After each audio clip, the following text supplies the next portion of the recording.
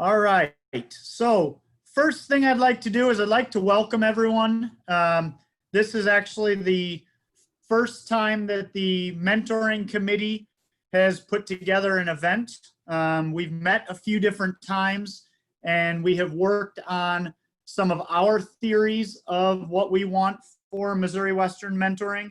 But in talking to Dom, what we came up with was we really thought it was probably more important to find out what Missouri Western as a whole feels they need in terms of mentoring. So what we're going to do is we are going to present somewhere 20 to 30 minutes or so. I've got some slides here that you can see so that people understand the different forms of mentoring and what they mean and how they function. And then we're going to break out a little bit and have some discussions on what direction we really want to go. The first thing I want to do is I want to point out the mentoring committee is actually underneath the Center for Teaching and Learning.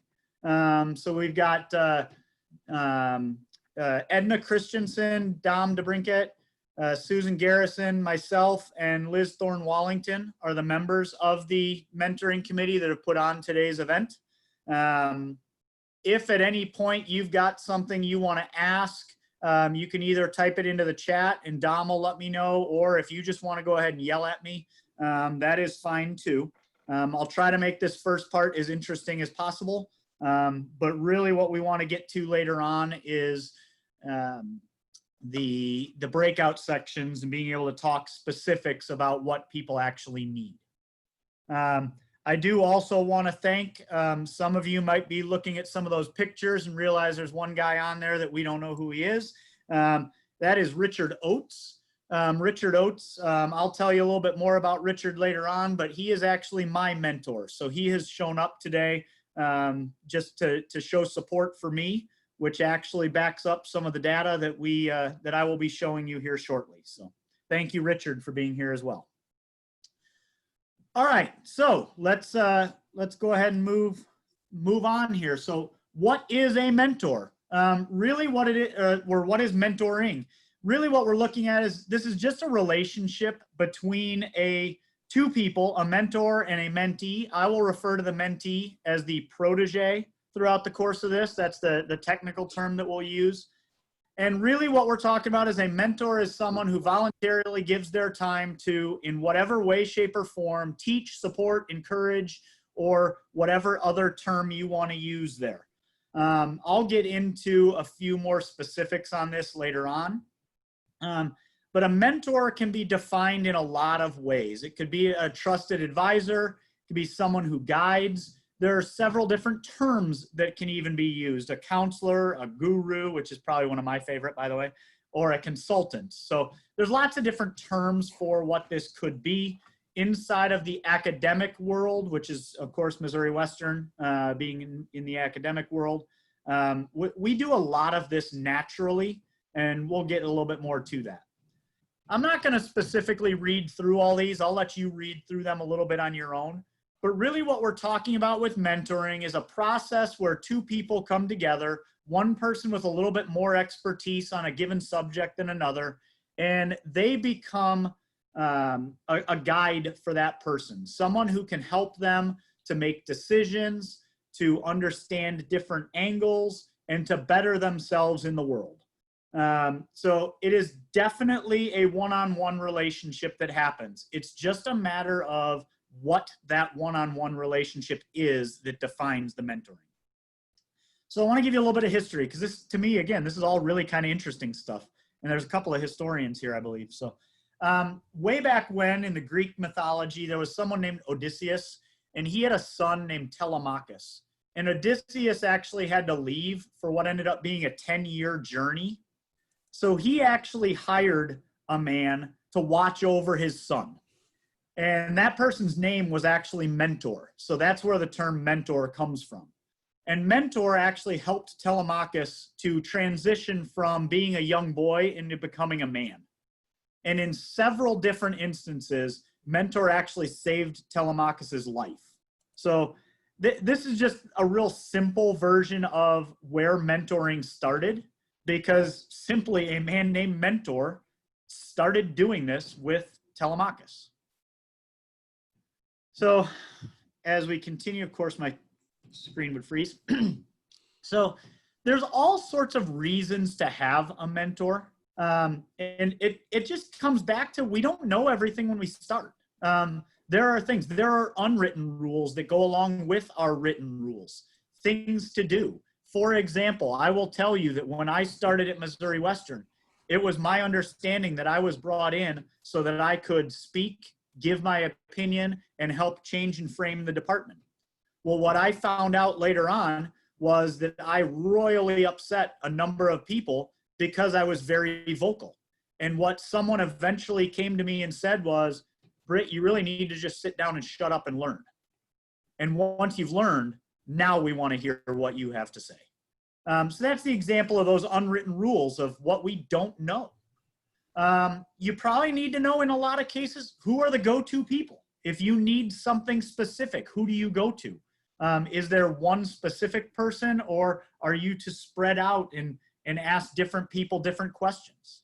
Another one is just what is too much? I come at this from a perspective of a teacher, but even from our staff component, what is too much for a staff member to be doing? Is there a time when we should start saying no to things because it will hinder us in one way or another? And then, of course, we've got our perceived requirements versus our real requirements. We all know that we have written down rules of what we are supposed to be doing. But there are also those rules out there of things that our bosses really, while it's not written down and in our job description, we really are supposed to be doing these other things also. And sometimes those aren't told to us. And a mentor can help with that. All right. So the best way I can describe this is, why is it important to have a mentor? Support. And I can tell you, and Richard can probably confirm this, the number of times that I have called Richard just to ask silly questions. He probably has gotten annoyed with me in the past about that. But that's what a mentor is there for. They're there to be someone you can bounce ideas off of. You can ask silly questions, and you can get information that you might not be able to get elsewhere. I have another friend, I actually talked to him just a few minutes ago, and he loves the phrase, you don't know what you don't know. And that's really what this is about. A mentor is going to know a lot of those things that they can tell you. They can tell you things like, what sorts of things are good for your future? Is it a good idea to take on this project? Or maybe is it going to take too much time? Is it going to take your efforts away from another area? Is it just not going to be beneficial for you in the future? These are all things that a mentor will do for you. Now, what we really need to talk about later on today, once I'm done with this, is which type of mentoring is something that we want to do at Missouri Western. And the first one is formal mentoring. Formal mentoring is really being assigned someone. You probably will not know who this person is until they are told to you. When I started at Missouri Western, I knew I had a formal mentor, but I was never actually told who that person was. I figured it out. Other people, they'll actually be assigned, and they might say, hey, you're starting today. Noelle Cross is your new mentor. If you have any questions, go to Noelle. And she'd be a great one for that, by the way. That's why I use her as an example. So typically what happens with formal mentoring is these are forced interactions. So there are going to be a set of rules and guidelines for formal mentoring. You have to meet this many times, or you have to meet this often, things along those lines. The other side of things is informal mentoring, and this is where I think things are much, much more effective. Informal mentors are not assigned. They just kind of happen. Over time, relationships are built. You learn who you can trust and who actually really supports you. Inside of that, because of the relationship that's built there, there's not specific formal rules to it. I can tell you that I have absolutely no problem picking up the phone and calling Richard for various different aspects. I've asked him about what I should do in terms of classes. I've asked him if I should run for various types of offices inside of professional organizations. I've asked him whether or not I should do X or whether I should do Y, because I can't do both.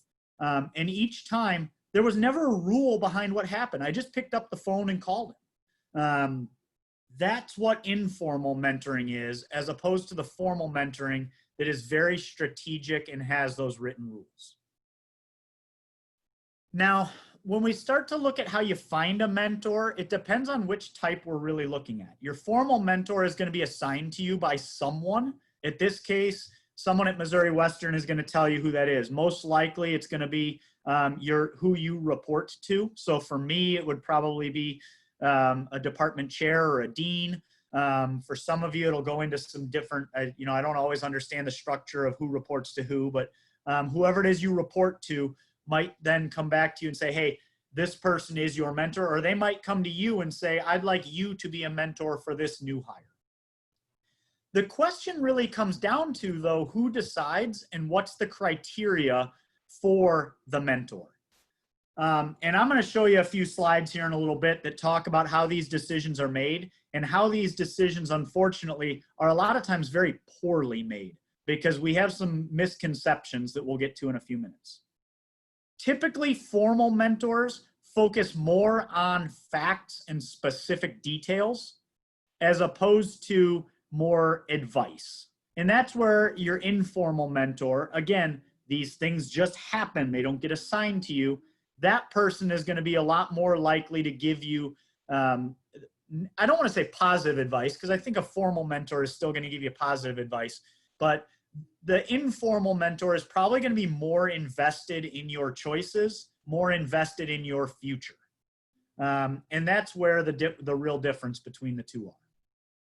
All right. So informal mentorship, again, we come back, it's simply between two people, just like the formal mentorship is. But the real big thing is typically these last for a really long time, sometimes a whole career. These are people that you can rely on. And again, as I mentioned a few minutes ago, someone who's really invested in what your career is going to be like. It's kind of interesting the way these happen. I can tell you the people that I have had in my life that have worked as mentors, all of the sudden, and as informal mentors, I'm sorry, all of a sudden I just kind of realized, wait a minute, this person's a mentor to me. And that's definitely the way that worked with Richard on here. It wasn't that I walked up to him and said, hey, Richard, will you be my mentor? It was just kind of, I realized I need advice on something. Who am I going to go to? Well, I can trust him. He's going to talk about what's best for me and for my future. And I realized that that's how this relationship formed. All right, so good mentors, they have a number of different jobs that they will do for you. And this is regardless of whether you're a formal or an informal mentor. You got to pass on knowledge, obviously. This comes in a lot of different ways. It could be about making wise choices, which could even go on to the next one there of about making transitions. Should I change jobs? Should I take this promotion? What should I do? They should help with career development. An informal mentor is very much going to be a friend. It's going to be a career guide, somebody who is going to look out for what's best for you. As we go through, not every mentor is going to be able to be a good mentor for everyone else. So if I were to start mentoring Dom for some reason, that relationship may work out really well and be great. But then if I were to also to become a mentor for Liz, maybe that relationship doesn't work out quite the same way and it might not be best, and maybe a different mentor would be required for her. So these are just examples of, it's not a one size fits all. It's all about that relationship. So good mentors, they're going to identify the career goals of the person that they are mentoring, of the protege. They're going to give guidance. Some of that guidance, by the way, if you look down at the second to last one, some of that should be your failures too. You learn just as much from knowing what not to do or what someone else did that did not work out or benefit them. I personally think that Number 4 on this list is probably the most important part of a good mentor. They should be a reference, but more specifically, they should be an advocate for the protege. And making sure that they have the protege's best interest at heart is the most important aspect of mentoring. And my screen is frozen again. See if we can get it to move to the next slide here. There we go. All right. I told you before that I have that one friend that says you don't know what you don't know. So the argument of when do you need a mentor? You always need a mentor. There's always a need to have someone that knows more than you helping you out, trying to help you make the best decisions for your future, helping you make the best decisions to accomplish a goal. I would argue that this would go as far as even administrators in there. The president of our university probably still needs a mentor somewhere. There's probably someone that she goes to and asks her advice for. I would think that there's always someone out there that can help you. And that's the important thing to understand. Mentoring starts really, really young. My first mentor, I have no problem admitting this. My first mentor was my dad. He taught me how to be the person that I am. As I grew up, I needed mentors in other directions, and that's where other people stepped in. A lot of times we may not realize that we actually need a mentor, though, that we need that help from someone. Has anyone ever had that scenario where you're just asked to do so many things and you're like, I just don't know what to say no to? That's where a mentor can be helpful. How do we prioritize the important things about us? Remember, it's all about understanding what that goal is. Where do I want to get to? And the mentor should be able to help say, here's the best way to get there. Maybe you should step back from this front, but step forward a little bit more on this other front. Again, it's all about what's good for the protege's future. Just like the mentor has some roles, the protege has to have a role. And this is where I want to get back to the formal mentoring. The first rule is the protege has to be open to communication. Well, if you're going to informal mentoring, have someone assigned as a mentor to you, you may not be open to that communication. It may be that you don't even know who that person is. It may be that you don't trust that person. Or it may be that that relationship has just not formed yet to the point where I'm willing to listen to and open up to that person. The protege has to expect the mentor not to have all the answers. I can tell you that I have asked a lot of questions of Richard, and Richard sometimes has those answers and sometimes says, I'll get back to you because I just don't know. And that's the relationship between the two. That is a very positive thing for me to understand that there's not always an answer, and for the mentor to be able to say, you know what, I'm going to have to go find out that answer. The other role of the protege is to actually ask for feedback and help. A lot of times proteges will think the mentor is going to tell me when I need to do something. Well, it doesn't work that way. It's a two-way street. The protege also needs to go to the mentor and say, hey, I'm stuck. What do I need to do? Where should I go?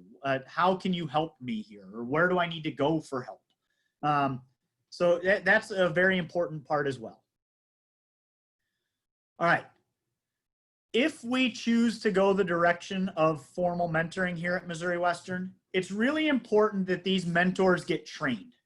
There is a lot of research out there about mentoring, and almost all of it says the more training of a formal mentor that there is, the better that mentor is prepared, as well as the better the relationship between the mentor and the protege becomes. Typically, the more training, the more time they spend together, and the longer and more likely it is that the relationship continues past whatever the formal deadline is. There are benefits to everyone inside of a mentoring program, and I want to spend just a couple of minutes talking about these. The most important one is the benefit to the protege. The protege can become more secure in what they do. Typically higher ed, specifically on the professor, the faculty side, we come in thinking, man, I got a PhD, I'm really smart, I already know what to do. There's a lot of learning that has to happen.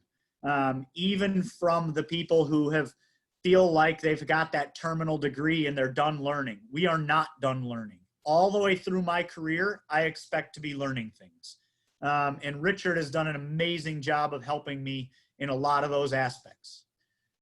We can require reflective skills in order to be able to find out what it is that I'm good at, or what it is that I think I'm good at, what it is that I think I want to be able to do, and how I can help others, how I can plan my professional development, what sorts of things and roles should I take on at what parts, at what times in my career, as well as some of us are going to have some professional exams that we're going to need to take.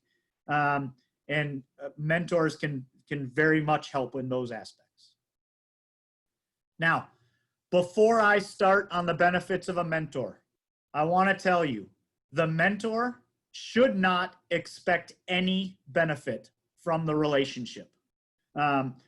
Richard and I have talked, and he can probably confirm this if he's willing to. He doesn't expect to get anything out of our conversations. He does it because he wants to see me succeed, and he wants to see me be successful in my career. And that is the benefit that he really expects. However, there are a few things that mentors will get. They'll get information about their own skills. They can find out things that they are good at and not good at. Ways that they can communicate are often very popular benefits of a mentor. They do get enrichment in their field. It's a really good way to feel good about yourself, is to give to someone else. And that's really what a mentor does. A mentor gives their knowledge, their time, their expertise to another person in order to make them more successful. Admittedly, with formal mentoring, there is competencies for professional advancement. If you are a formal mentor, it does go on your vita. However, if you are an informal mentor, that is probably not something that's going to go on your vita, because there's just not rules or specific guidelines for that. If my screen will, I don't know why my screen is kind of freezing here a little bit every once in a while, but give it a tap, Britt. There, I tapped it about 6 times. Yeah, it'll reactivate it. The company, in this case, Missouri Western, also has some benefits. We can train new professional staff, whether that be faculty staff or administrators. We can help give them some of the information that they will need in order to be successful in their job. It will develop a social culture. It just gets people talking, knowing who to talk to, things along those lines. And it can build cooperation among staff, faculty, and administrators as well. So there are definitely some benefits to Missouri Western for this. So the big question comes back of, what is the best type of mentoring? Well, the answer is it really depends. I can tell you that in an ideal world, the best mentoring is informal mentoring. It's the most beneficial. However, you can't force informal mentoring. I went for a couple of years before I even realized that Richard was my mentor. I didn't realize it was happening. I would just call him or email him or text him and say, hey, what do you think on this? And then eventually I realized, wait, this is actually what this relationship is. Formal mentoring, you definitely can, I don't want to say force, that's the wrong word, but I can initiate that. I can make sure that everyone has a formal mentor and that there is someone that each person can go to.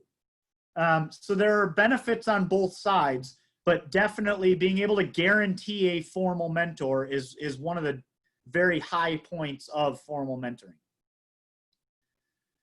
So there are some kind of cautionary tales here in terms of mentors. Someone once told me at one point of, if you have to go and raise your hand and say, ooh, I want to be this, you're probably not the right person for that job. That's actually been told to me in a lot of different, in different places and different situations. Your best mentors are not always your best employees.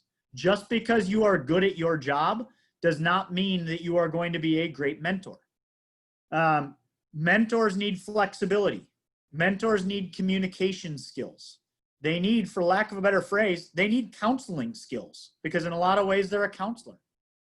They're like a teacher. They're a guide, and they need to be able to have those skills. They need to be able to tell a story and be able to explain why to go a different direction. A mentor should not be someone that tells you what to do. A mentor is someone that helps you to realize what's going to be best. And going back to my initial comment, a lot of times that person that's going to raise their hand and say, ooh, I want to be a mentor, is going to be someone who tells you what to do, as opposed to have conversations. Take a look at that last major bullet point that I have there. A mentor should want to empower others. Well, I can tell you, I can think of people on campus, and hopefully I won't embarrass her, but I can give her an example on this one. Noelle would be an amazing mentor from the staff perspective, and I've seen it, because Noelle doesn't ask to mentor people. Noelle just helps people. She wants to make other people better. And that's what a good mentor will do. It's not about making Noelle better. It's about what can Noelle do to help someone else be better. And she does an amazing job of that. I kind of wish I had my screen open to see whether or not her face was really red right now. In terms of some themes inside the research, we tend to think, because it kind of intuitively makes sense, we tend to think that senior faculty are the ones that should be mentors. That is not necessarily the case. Age or seniority does not make you a good mentor.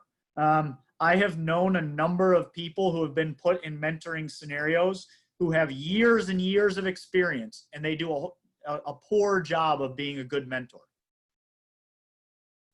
A mentor does not have to, you don't only have to have one mentor. So I'm going to come from the professor side of view here. We have 3 different areas: teaching, scholarship, and service. I might have a mentor for teaching. I might have a mentor for scholarship, and I might have a different mentor for service. That's perfectly fine. In fact, that's a good thing, because that mentor then can give the specific information that is needed in that given area, whereas maybe that specific mentor is really good in research and not so great in teaching. Again, I hope I'm kind of beating this point, but I really want to make sure that you understand it. The mentor, their job is there to help the protege, to make the protege better. It's not about making themselves better. And just like you've seen, you guys have kind of partially met Richard here, who's with us today.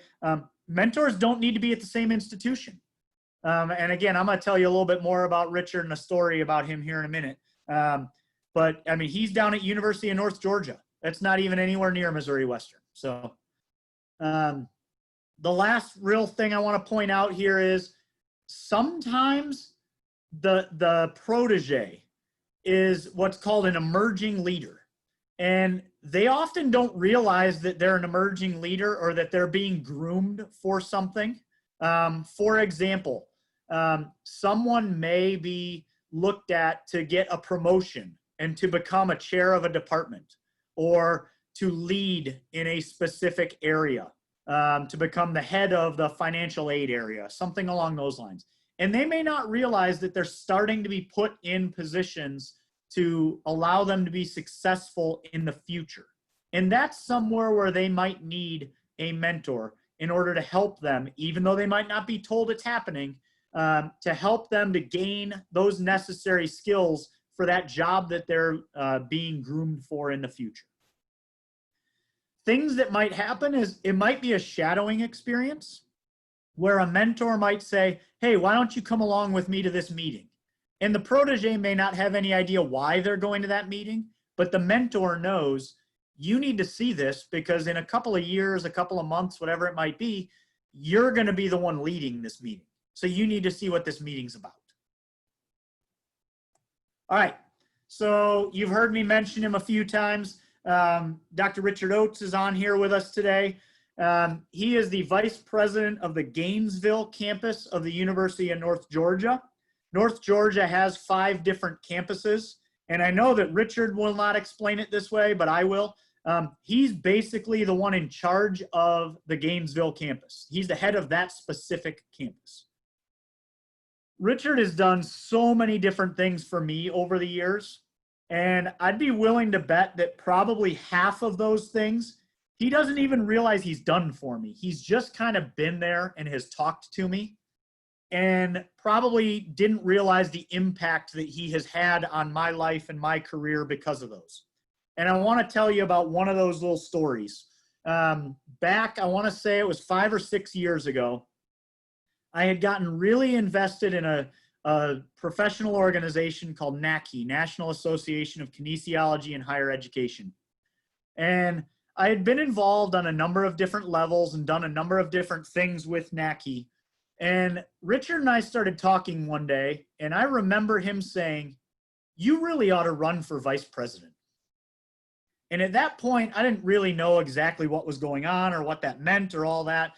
And what it is, the vice president of NACHE is the person in charge of running their annual conference. And as he and I continued to talk, what ended up coming out was Richard actually had this much grander plan for me. He wanted to see me one day be able to be inside of an administrative role. And in his eyes, the first step to that was to gain leadership experience at a somewhat lower level and then start to build those. And throughout the years, what he has told me is get involved with this, get involved with that, get involved with this next thing. And all of a sudden, my Vita has turned into a situation where I now have some of the leadership experiences that he feels are important for me to become an administrator later on. So with that, I will stop this PowerPoint. And I will just simply point out that Richard actually is on the screen right now. Richard, can you wave to everybody and just say hi?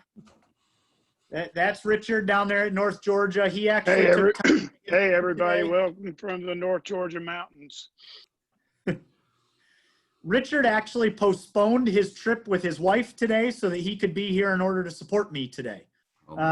Just goes back to the examples of it's in the mentor-mentoring relationship, it's not about the mentor. It's about how do I support and how do I empower the protege. And just simply by being here today, you can see one of the ways in which Richard does that. Does anyone have any questions before we start talking about where Missouri Western wants to go in terms of mentoring?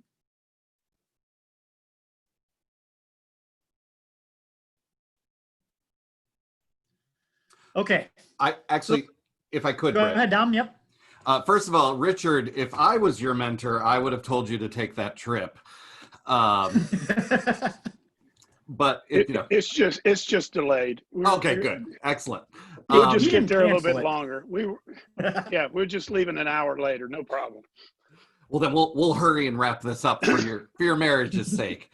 So, Britt, it sounds like to me you favor the benefits that seem to come out of an informal system, but for an informal system to work, it's difficult for new employees to actually identify who could be their mentor. You say that it just happens, but for many people, it just happens way too late, or worse, they Correct. fall in with the bad kids. And so what I think what we might want to be talking about is something that is somewhat formalized, a structure for new employees to reach into. In that sense, it's formalized, but we want to be focusing on enhancing the benefits that really come from the intimate relationship associated with the informal advising. That's a really great way to phrase it. Yes. So the ultimate goal is for the protege to build that relationship. It may come from that formal mentoring, may turn into informal mentoring, and that would be excellent. But it may also be I'm assigned to Dom But what we find out is that over the years, Greg is actually more of a confidant supporter, and I may kind of change and go more that direction informally. Or it could be that Dom actually turns into an informal mentor for me as well. Excellent. If I could make one point, Britt, real quick. One of the things that works well is somewhat of a hybrid situation. One of the drawbacks that we've seen over the years that a formal presentation, someone is viewed as besides, as Britt brought up about being forced, but sometimes there is this latency about if I'm forced to get into that, you've identified me that I need it. And so in some instances, we've had some programs where a formal mentoring setup where there are rules and parameters about how to do this has been offered as an option to new faculty, where informal mentoring has sort of led into you need to participate in this thing. So it's almost like a peer mentoring has made them aware that this might be happening. And I don't know about any of y'all, but if any of you in your doctoral programs or your higher education preparation for becoming a faculty or staff member, did you ever have a class in how to be a faculty member?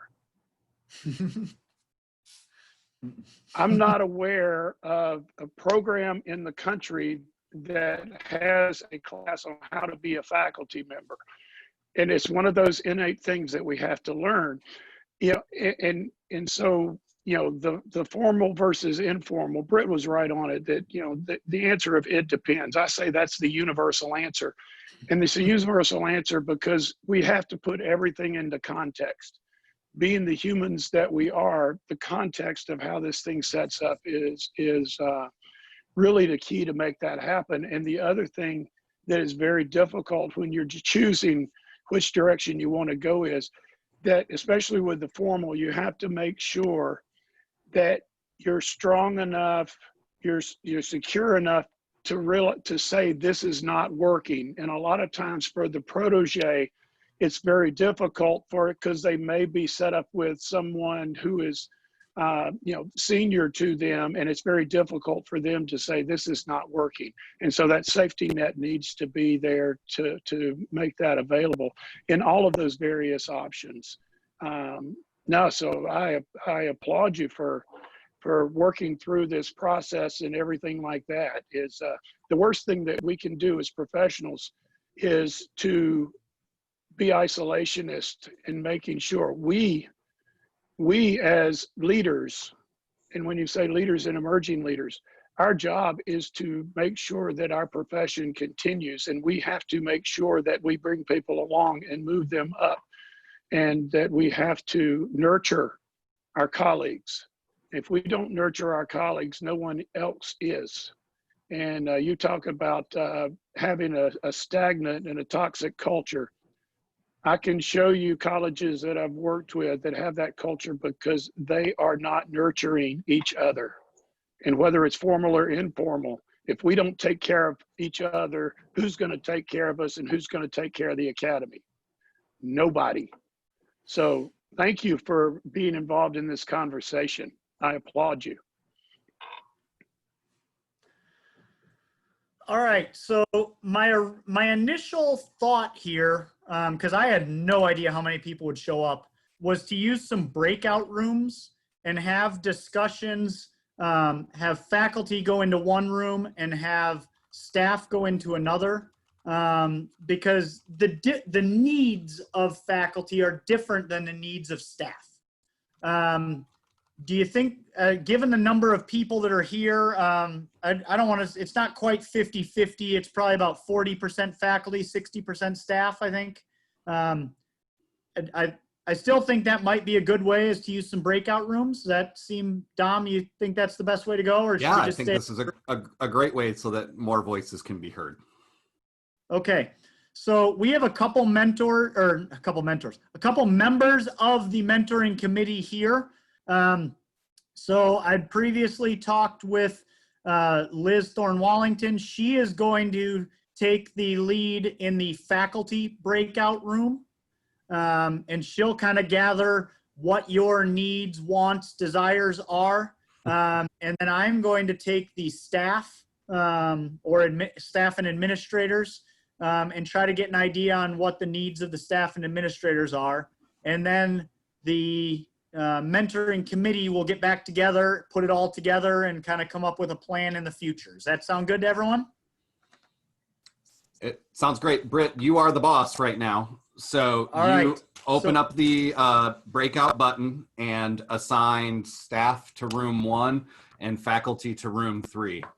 Because okay, so I'm just trying to check out. Thank you, Richard, for being here. I appreciate it. Thank you, Richard. Bye-bye. There are a few people on here that I do not know, so I'm not 100% sure where to put them. So, Amanda, where is your area? I'm in housing and residence life, so I'd be a staff. Perfect. Amber, I believe. Amber, where are you? I'm also staff. Okay, great. Evan, I know. Karen. I apologize. I am not going to get the name correct. Sathyavani? I'm sorry. Yes, I go by Satya and I'm faculty. Satya will be faculty. All right. So I have assigned that, and then I will assign everyone else to their breakout room. And I believe I hit open rooms, and hopefully you should go there. So thank you, everyone. Does anyone have any last minute questions before we break out? All right, Liz, if you need anything over there, you got my number, just text me, okay? All right. Oh, fancy. All right. Should have been invited to your room now, I hope.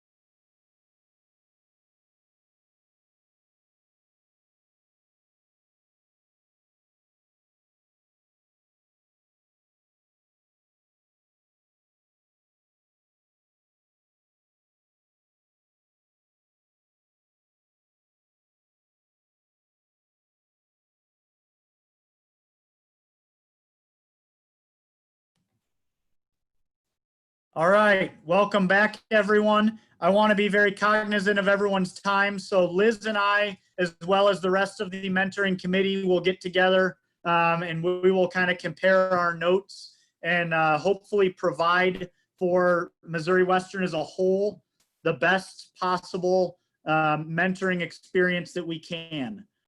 Before we finish off, does anyone have any last comments, concerns, anything they'd like to share or ask? You're muted, Dom. I'm back. I'd like to close, first of all, with thanking Britt for putting this together. This was a generous extension of your time and your knowledge, and we are definitely for the better for it. So thank you for doing this. You're welcome. Just a side note, it was more the mentoring committee than me individually, just an FYI. I appreciate that. And so if any of you have ideas for workshops or do want to present your own workshops, much like Britt, please reach out to myself or Shauna Hiley. We do have 2 more workshops coming up this semester. Kristen Walton and Aaron Grant are going to be presenting on effectiveness in teaching. Jordan Atkinson is also presenting. Aaron and Kristen's will be same time, Friday at 1 o'clock on October. Why didn't I put these dates in front of me? 2 weeks from today, so add 14 to 8 is the 22nd. I hope that was right. And then Jordan Atkinson will also be presenting a workshop 2 weeks after that. Please look for advertising on that. In the spring, we already have some workshops lined up, thanks to Noelle Cross. Jake Kelly will be presenting a couple of workshops on Google Apps. So for those of you who are wading through many of the different Google apps, but still trying to figure out how to use them properly, Jake's going to give us some training on specific apps. And then tentatively, we hope to have a presentation on online peer evaluation and the interdisciplinary reach of geography. So if you have other things that you would like to see or you would like to present yourself, reach out to us and we'd be glad to accommodate you. Until then, thank you, everybody. Liz, are you around that you and I can talk about your results? Okay, I'll call you in a minute. Thank you, everyone. Okay, thank you, Britt. Yeah, no problem. Thanks, Dom. Did it go well on your end? Very well, thank you. Perfect.